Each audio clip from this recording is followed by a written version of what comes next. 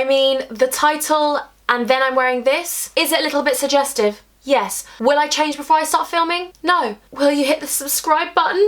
I'm hoping. Hello honeys, welcome back to my YouTube channel. I am so excited to be filming today. Hello to my new Huns, hello to my old Huns, hello to all my Huns. If you haven't hit the subscribe button yet, then please smash the subscribe button. Smash it, well don't smash it and break it, but you know what I mean. Hit that subscribe button please, Hun buns. Today we have a really exciting video. We're doing a story time. We are doing a story time. Can I get a whoop whoop? I'll wait for you to give me a whoop whoop back there. I'm hoping you did. I'm hoping you gave me a whoop whoop back. Whoop whoop! I'm so excited to be doing this story time. You don't even understand. Like, this is an exciting story time to be sharing with my Huns. So, without further ado, we don't even need to do an introduction. I don't need to say, if you want to watch this makeup look, then keep watching. No. If you want to hear about this story time, apparently the biker wants to chill outside and listen to it, babes. I'll be done in about half an hour. I have so many embarrassing audition stories, so many funny audition stories, funny things that I've shot. I need to tell you about them, so this is really exciting. This is Storytime Sunday. I'll do it like every now and again. Let's call it Storytime Sunday. Okay, yay, that's really cute. So basically this one audition, right, so I got a call from my agent and she was like, Imogen, you've got an audition for a film. And I was like, a film? Oh my God. Like, I was like, oh my God, it's a film. Because I'd always been going for auditions for adverts and stuff like that. So to get a film, I was like, even to get my foot in the door and meet the casting director, I was like, this is amazing. Put your hair back, cover your boobs. Anyway, so I was so excited about it. So I got 5 different sides sent to me in email the day before, and I had to learn those lines. So my agent had told me that the part I had to play was a prostitute in a brothel. So that's all I knew. I went in there like that. And what I went dressed in, I wore, she said dress like the parts, but I was like, I'm going all out. They told my agent, Les Miserables vibe. Les Miserables? Les Miserables? Les Miserables? Whatever you want to call it. So I went in this basque, this old school black basque, like push those up. They were like up here. I could literally kiss them. Like they were chilling up here. Like it was so tight I couldn't breathe. I was thinking like Eliza Doolittle, but with like a sexy edge. Do you know what I mean? Like, yeah. So I was wearing the basque, then I had this black sort of suit jacket on and this midi length skirt, but it was like a brownie colour. It was quite old fashioned. So I got to the audition and I saw the other girls there and I was like, we all look really different. So I was like, this is an amazing casting, because sometimes when you go to castings and everyone looks the same, I'm like, I've got no chance. Like, what? We all look the same. What's gonna happen here? Do you know what I mean? They called me up into the audition and I went in, I was like, hi, nice to meet you, blah, blah, blah. She went, okay, we're just gonna go through the script. So she said, just act natural and then we'll do a couple of takes and you can do one a bit more over the top or one bit more soft. Fine. I'm so comfortable when I'm acting. Like, I get nervous before I go into the room, don't get me wrong. Don't get me wrong, I get nervous. And then when I get in there, I'm like, let's do the script, let's do the script. I much prefer having scripts to improvisation. Like when I've got a script, I can learn it, I know exactly what I'm gonna be doing, you can colour the script, you can make it so however you want, and you get directions. But with improvisation, it's like, right, be this person, and you're like, sorry, I don't know what I'm doing, do you know what I mean? They're like, right, you're on the toilet, and you're like, how do I sit on the toilet? You like forget everything when someone's on the spot. And basically when we did the script, there were people banging upstairs, so I swore. I don't know why I did it, but I just went, oh, how effing rude. I literally went, how rude? How bad in front of a casting director? She laughed, but looked a tiny bit awkward. But I was like, oh my God, why would you do that, Imogen? Why would you do that? And I went, I did it really well then, didn't I? Like I was joking, but actually I felt like I did do the script really well. So then they kind of laughed. There was 2 of them. There was a person filming and then there was the person reading with me, the casting director. So I walked out of the audition and I called my mum and dad and I was like, Mum, Dad, I swore in front of the casting director. And they were like, oh, Imogen. Oh, Imogen. And I was like, I haven't got the part, I didn't get it. So I never heard back from them for 3 weeks. And normally you hear back 2 weeks maximum. Like 2 weeks is a long time to wait. Normally, because they want to get you in filming, especially for castings, like for adverts and stuff, you know within 3 days. Never heard back. And then I'm on my way walking to work and it's about 5 o'clock in the evening because I worked nights, didn't I, at a club. Walking to work and I get a call from my agent. No, I didn't even get a call. She texts me. She texts me. Weird, like, not being funny, but you'd think this was so exciting. Anyway, she texted me saying, Imogen, you got the part of the hooker.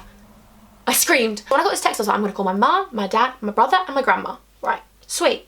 Not telling anyone else, because what I normally do is I tell people too much sometimes. I'm like, I get out of the audition room and I'm like, it went so well. You never hear back from them.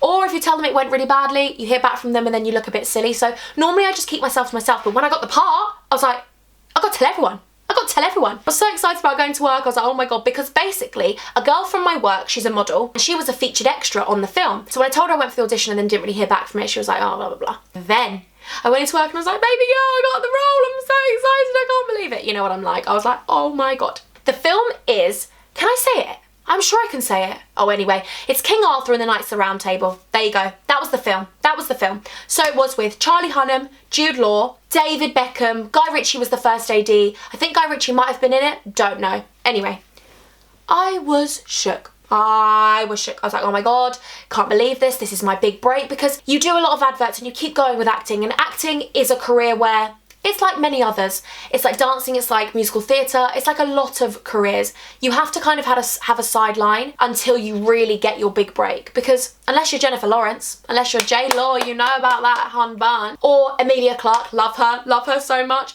You have to get a big role in order to be able to financially sustain yourself. So I was working nights and then auditioning in the daytime. I sometimes had 2 jobs. I had 3 jobs at one point, which I told you one day I'd like to do a story time about all my previous jobs, so please let me know down below. Please let me know if you do like me doing story times. Like, please give this a massive thumbs up, because then I know those are the videos you want to see, because honestly, I want to only put videos out there that you like watching. Like, obviously, everything I film I like doing, but I want you to like watching it. Do you know what I mean? Because I like watching my videos, but I mean, I want to do it for you. Anyway, so then, oh God, where do we even begin? I get called from the costume lady, and I also get called from the second AD, the second assistant director, and they tell me that I'm going to get picked up on this day, and they were going to pick me up and take me to the Warner Brothers studios. I was going to get fit into my costumes, go through a lot of things, get my script, get my wigs fitted and all that. I got picked up in this sick bimmer, like, can you say bimmer? I just mean car. Who's got the keys to my bimmer? Anyway, it was a sick car, and I was like, felt like a movie star. I was like, oh my God. I went to so many auditions in the past. I knocked on so many doors of, you know, nearly getting there, and they'd say, oh, it was between you and another girl, but we went with her in the end because of this, or she has blonde hair and you don't, and you're constantly getting there. So when you finally get one, you're like, ah. And I felt so lucky. I feel lucky in everything all the time. And to get that, I was like, oh my God, finally. Kept crying all the time. Anyway, stop going on about that. So I get picked up, and it's right by the Harry Potter studios, which is where? Watford? I'm going to say Watford. So I get picked up and we go to Watford. And the guy in the car is talking to me all about the film. But he's saying a little bit of negative stuff. And it's kind of making me think, right. So anyway, he's saying to me like, oh yeah, we've had Guy in here, Guy Ritchie, explaining that the film's not going too well, and da-da-da-da, and basically they said that the main girl, can I even say this? I don't know if I can, but oh, I'm gonna say it anyway. So basically he told me that the main girl that was playing Guinevere was never coming in, she was turning up, she was being really rude to everyone, moody, didn't want to do certain scenes. You don't turn up when you're in a major film and act like that. You don't do it. You don't do it. You just don't do it. Apparently she was just being a massive diva. So he starts telling me this, and I'm thinking, oh God. I'm thinking, oh, have I been cast for her part then? Do you know what I mean? I'm just like, whatever. And then he said the film was meant to be out in 3 months, but now they're filming longer because things have gone wrong. So I'm thinking, okay. Kind of making my red flag go, what's going on? I'm too buzzy. So when I get there and I see everyone, I meet everyone, they're so nice to me. And I was like, felt so cool. I felt so cool. I was like, oh my God, what is going on here? And then they put this amazing hair piece on me. It was like down to my knees. It was so long, and like bits were a bit dreadlocked together, but it was so cool to have like this amazing wig on me, and they fit all the hair into me. The girl who was doing my hair, she told me that a girl had already had my part, and I was like, oh, didn't know that. So she told me that a girl had my part previously, but she was a model and she didn't act. She was doing a featured extra role, and they just went, oh, can you just come read these lines? So then she did it, and they were like, we're going to recast this character because we actually really like this character. So then they dropped her. So then again, I'm thinking, red flag, red light, get out while you can, Imogen. No. Of course I wasn't thinking that. I was like, oh my God, I'm going to be in a film. I was like, I'm going to be in a film. Do you know what I mean? Nothing's going on in my head right now. They said the film was meant to be out that year, but they've now prolonged it to the next year. I'm not thinking anything negative. I'm like, this is man. Anyway, so then I go fit into costume, and the girls from costume were so nice. They were saying to me, you're so pretty. They were saying really nice things, and I was like, because the last girl was a model, so she's obviously unreal. So they're probably thinking, who's this gal just turned up like, and I'm like, hello, my name's Imogen and I'm an actress. And then this girl before was like unreal. Them saying that I was pretty, I was like, oh, that's so nice, thanks, hum buns. Anyway, so I get fit into the most amazing costumes, some silk gowns. They were like, when you do the bed scene with Charlie Hunnam, this is what you're wearing. I was like, sorry, bed scene with Charlie Hunnam. What are you saying? And I was like, oh yeah, the bed scene. And this silk gown was sexy, it was nice, and they gave me this sort of over thing and whatever. Basically it went something like this. My character didn't have loads of lines, but it wasn't few lines. Like, I had a script to learn. And I was like, I can't even believe it. Even if I had one line, even if I had no lines, I was so buzzing to be there. Do you know what I mean? Anyway, so they basically said to me, Charlie Hunnam loved me like a sister, and I worked in the brothel, and I was one of his oldest friends. I took him in kind of thing, and I loved him, and he loved me like a sister. Then Jude Law and him have an argument over me, they fight over me, and then eventually I die, right? I'm thinking, Jude Law and Charlie Hunnam fight over me? Soz. And I think Jude Law wanted to come to the brothel and have me as his baby gal hooker. Don't know, but this is just, I was like, yeah, pretending I knew that that was my part. But really, I didn't know.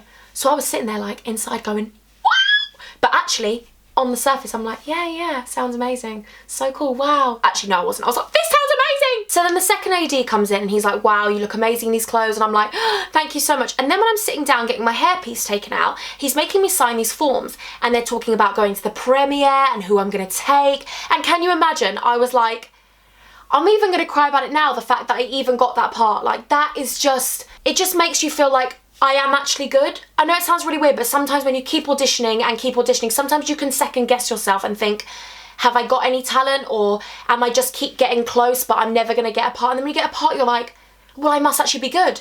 Because I actually am very confident in the fact that, and this isn't me being arrogant, I don't believe that saying that you're good at something is you being arrogant. There's a difference between confidence and arrogance. I am a good actress. Like, if you put me in front of a script, I'd love to do some monologues. Can you imagine?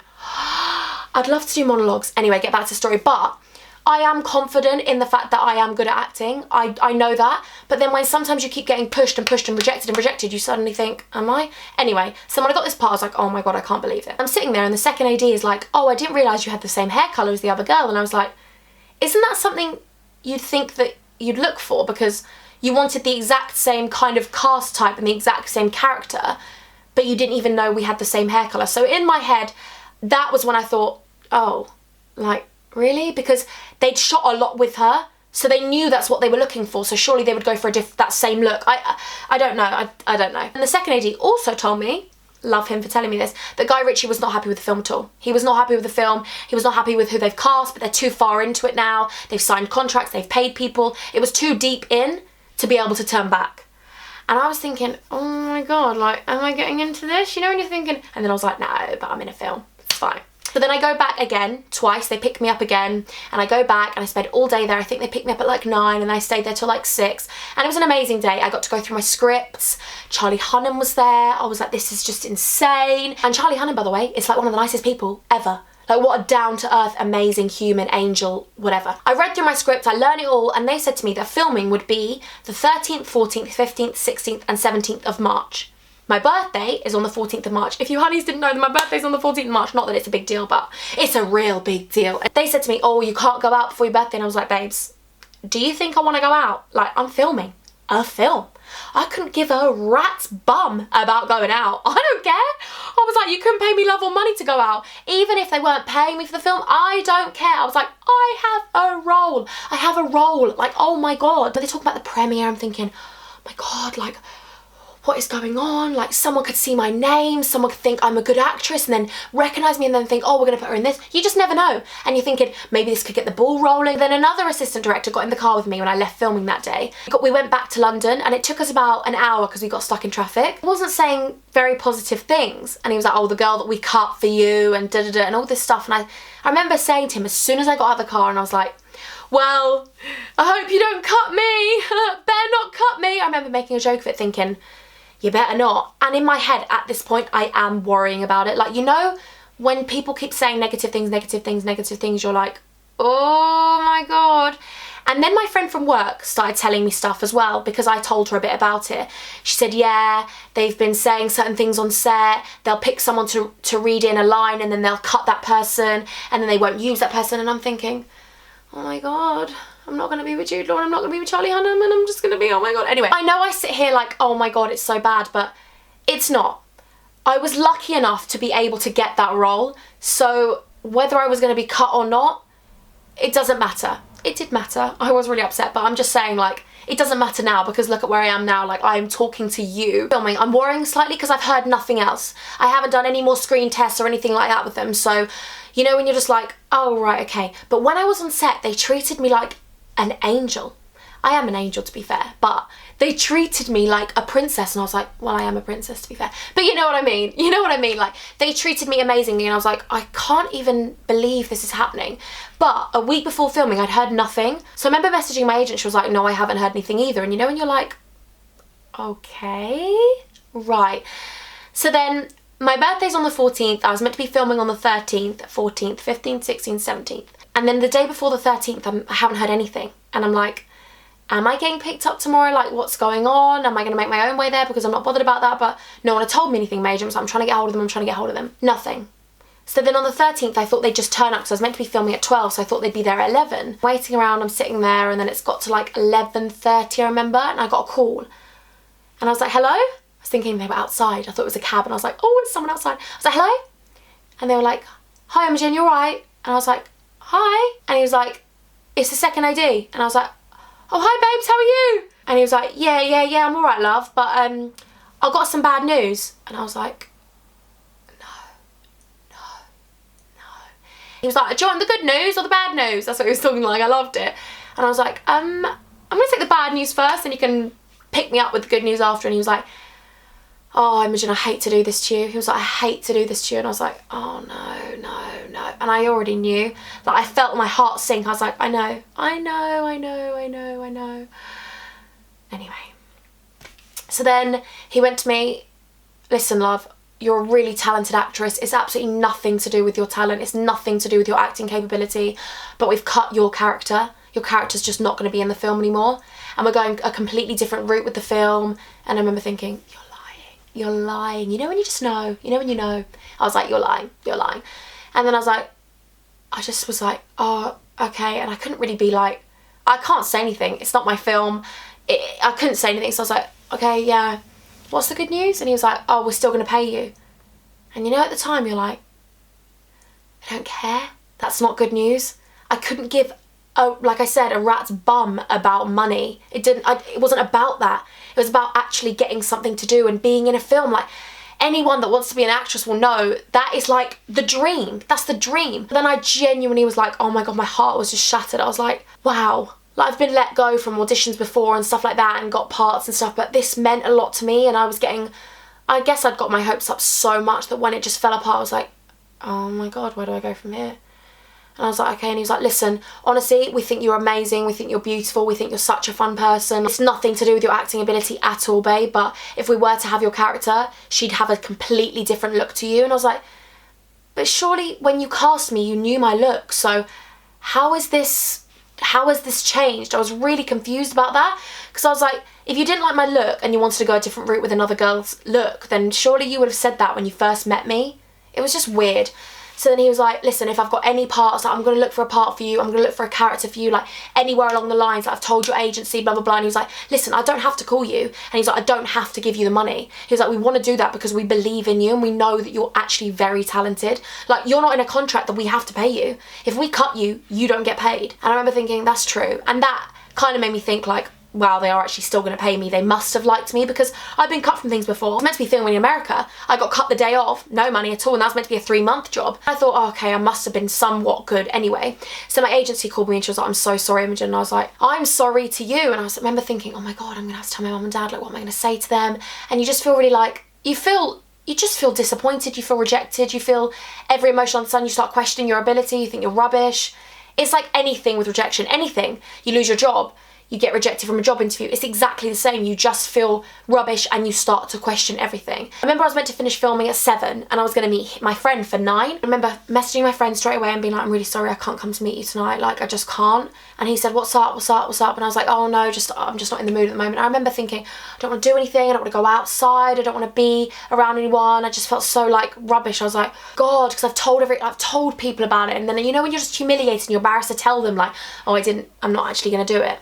So I called my mum and dad and I cried it out and whatever, and they were like, listen, you can bend over and scoop up nothing and this can put you down and push you down, but you chose to be in this industry, you chose to sign up to this and you knew that was the case, so you need to know that this might happen again, but you've got to pick yourself up and think, right, I'm going to pick myself up and carry on from it. And I remember thinking, yeah, yes I will. Yes I will. My agency was like, listen, I've worked in this industry for 20 years plus. She was like, I've never had this before. They obviously genuinely believe in you as an actor. So then I thought, okay.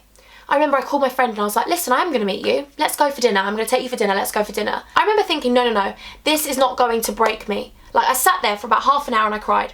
I cried it out and I was like, no. Because, yeah, my mum and dad were right. I chose to be in this industry. And this is what I want to do. And when you want something, you have to fight for it. And when you want something, you don't give up. Admittedly now, acting is not what I want to do. YouTube is my whole life. I cannot explain it to you. Like, whenever I meet new people, I'm like, I love doing YouTube. And they're like, we can tell. And I'm like, no, I don't think anyone actually understands how much I love doing this. Because I get to speak to you, I get to share everything with you, I get to open up to you, I get to have friends that I get to speak to that share your stories with me. I get to have my Huns. And honestly, I genuinely believe everything happens for a reason, because after that I never got anything major, I never got a film or anything. And you know what? I genuinely believe that it happened so I could meet all of you and I could do YouTube. I genuinely believe that everything happens for a reason, and I wasn't meant to be in that film. Actually, the film didn't do very well. It had really bad write-ups in the cinema, and I guess maybe it was a sign I wasn't meant to be in it. I wasn't meant to be in it, and who's to say if I'd have been in it, I wouldn't be doing YouTube now.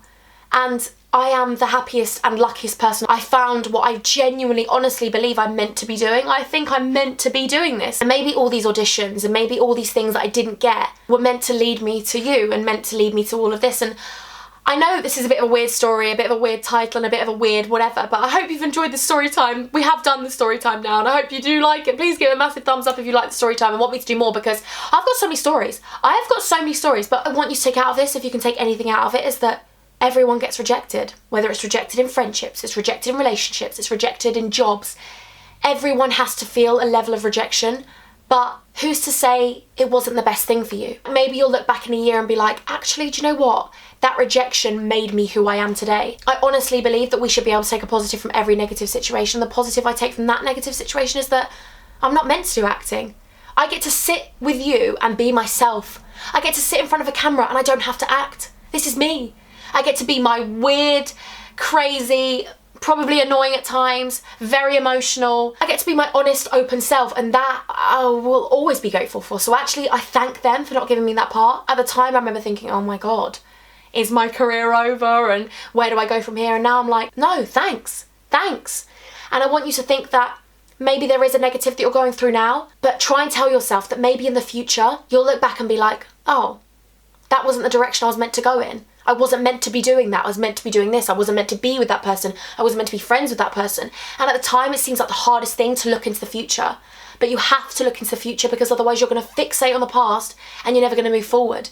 What do they say? If you don't bury the past will bury you. And it's so true. If you fixate so much on what's going on in the past, how are you ever going to move forward and be the person you're meant to be and do the things you're meant to do? Our lives are on a path, and certain things happen to push us onto another track. And maybe that is the track for you. And I know it sounds really cringe and it sounds really whatever, but I'm just trying to help you be positive if you're going through a negative situation, because yeah, it is. I'm gonna cry. Why am I gonna cry? I'm so annoying. I'm so annoying. No, I'm not annoying. I'm just me. This is me. I cry a lot. I just want to say that thank you to everyone who watches my videos. Thank you to everyone who supports me, who watches these story times, who thinks my weirdness is nice, who likes my heart. Do you know what someone said to me the other day? They said that I had a beautiful heart. I was in Topshop, Oxford Circus, and she told me that I had a beautiful heart, and I was like, that is the nicest thing you could ever say to me. That is the nicest thing you could ever say to me, because I want to have a beautiful heart forever. That's all I care about, having a beautiful heart and spreading love and happiness and positivity. So yeah, yay, we did a story time. We did a story time. Please give it a massive thumbs up and hit the subscribe button if you haven't. I know I'm a bit emotional, a bit weird or whatever, but cool story, no? I could have been in a film with Charlie Hunnam and Jude Law, like what? And they were gonna fight with me, I was gonna die, like I was in a brothel, I wasn't a brothel, I was in a brothel, I was a prostitute for them, like loving life. That's something I can tell my kids. That's something I can tell my Huns. Also, I just want to say that don't allow something that you go through that's negative to make you that person. Don't allow it to make you a negative person. Make it push you forward. Like, if you want to do acting and you get rejected from an audition, doesn't matter. On to the next one. Pick up and we go to the next one. Do not allow it to throw you off course and tell you to do this, because you shouldn't feel rubbish about yourself because one person doesn't want you. Don't ever let it make you think about your talent. It can be the look you have. It can be that they were going for a different hair colour. It can be that they've come a completely different route about it. Like, don't allow it to make you think you are rubbish, because you're not. You're just not meant to get that part. You're meant to get another part. And it's for anything else as well. If you don't get something, don't let it make you stop. You pick up and you keep going. You keep going, my humbuns. Okay, so if you're new to my channel, then I do this game where I mime a song and you just gotta guess the song. I think it's a really fun game, so let's do it.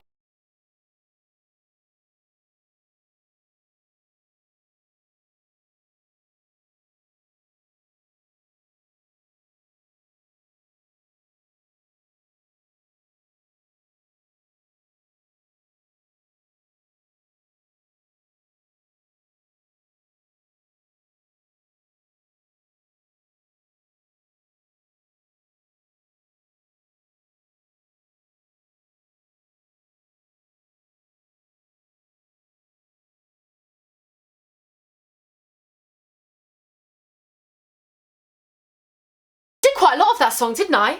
It's because I like the song. I think it's a sick song and I know the words. Like, sometimes I stop the song because I'm like, I don't know the chorus or I don't know the verse. Do you know what I mean? Right, I've got to do shout outs. So my shout outs this week, I got a couple and I wrote them down, you know? My gals. Rebecca and Charlie. So basically I went to Park Plaza in London. My gal works there. She hooked a girl up. She gave me an upgrade, Rebecca, and she said that her cousin Charlie watches me as well. Becky and Charlie, I love you. Thank you so much for watching my videos and thanks for hooking a gal up, getting me breakfast, you know. Also, I've got a shout out to my girl Amy. Amy giggles, I see you, I see you. She sent me the most beautiful trainers. Where'd you get them from, by the way, princess? Because people kept asking. I put them on my Insta story and people kept saying, where are they from? She sent them to my PO box and I was so grateful. Thank you so much. I love you, I love you, I love you. They're so cute. I wore them with jeans the other day and a little denim jacket, double denim. You know about that life, so thanks, Amy. Also, I've got a shout out, a beautiful girl called Jasmine C. Jasmine C, I got you, girl. She sent me a letter to my PO box and it was the most beautiful letter. I literally sat there and cried my eyes out.